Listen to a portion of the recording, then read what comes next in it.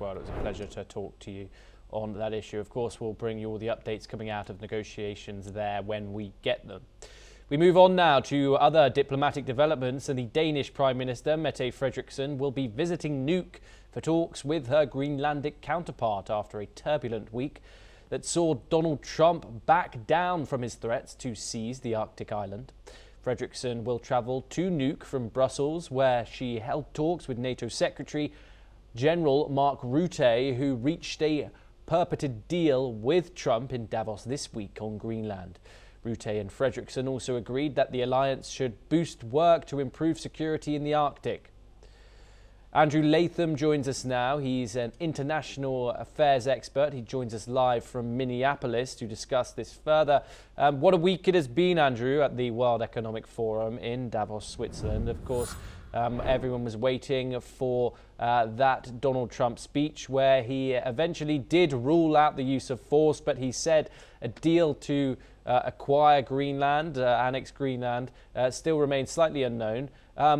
However, after Donald Trump did publicly back down from threats to seize it by force, what do you think Denmark actually thinks of this episode, and what does it reveal about US intentions in the Arctic? The positive, constructive side, it revealed that both the North Americans and the Europeans are taking Arctic security seriously. During the immediate post-Cold War era, that was considered a zone of peace and cooperation and love and harmony and all of that. That era is past now. The Russians and the Chinese are flexing their muscles in that part of the world, and NATO has woken up to that. So that's the positive. The negative is, of course, the frictions and the intra-alliance conflicts that have arisen as a result of this.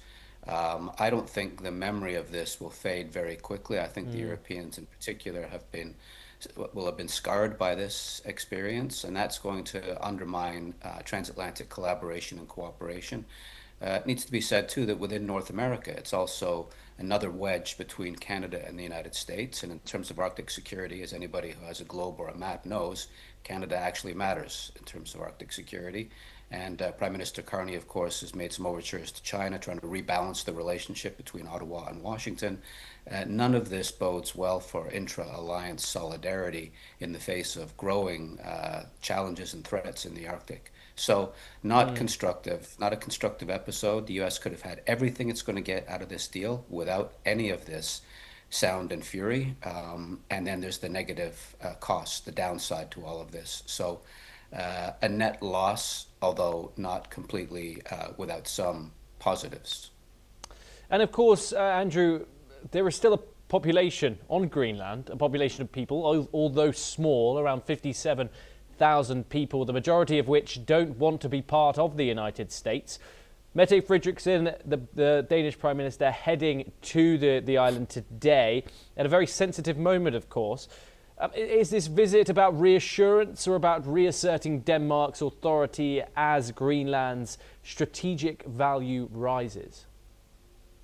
Both and, I think. Obviously, given the constitutional relationship between Nuuk and Copenhagen, there's a lot of autonomy. The Danes basically retain control over defense and international affairs, but the Greenlandic people have control over everything else.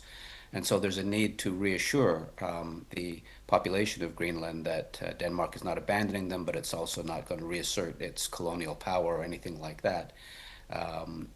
So I think that's the upshot of this. Lots of diplomatic signaling to the U.S. that, hey, we hear what you're saying. Greenland's important in terms of Arctic security, etc. Signaling to the Europeans that, hey, we will not be pushed around by the Americans. There's a red line, sovereignty, and signaling to the Greenlandic people that we respect your right to self-determination, and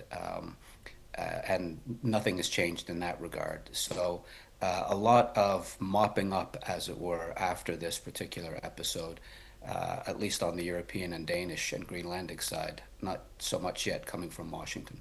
And Andrew, how do you think we arrived at that sigh of relief in Davos, where Donald Trump told that he wasn't going to take Greenland by force? Do you think it was a combination of aides telling him the reality of the situation, the backlash he got from European allies? What do you think drove him to it?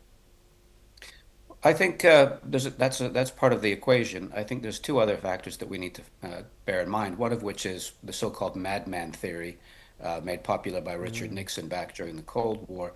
That if it looks like an American leader is going to go off the rails, is going to go quote unquote crazy, that everybody will be inclined to make some concessions. And that dovetails, by the way, with his Art of the Deal book when he said that initially in any negotiation, you make outrageous, outlandish claims, and then you can back off and get basically what you really want at the end of the day. Maybe I'm being a little bit too charitable here, but if I put both of those together, it's hardly surprising, A, that Donald Trump approached this the way he did, overstating his claims, coming across as a madman, to use that term, and then backing off when he got what he wanted, which was enhanced American access to Greenland.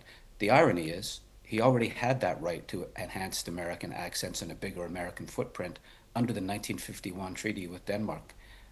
So nothing gained, except that this was entirely consistent with Donald Trump's theatrical approach to negotiations and diplomacy. Andrew, do stay with us as we move on to our next story.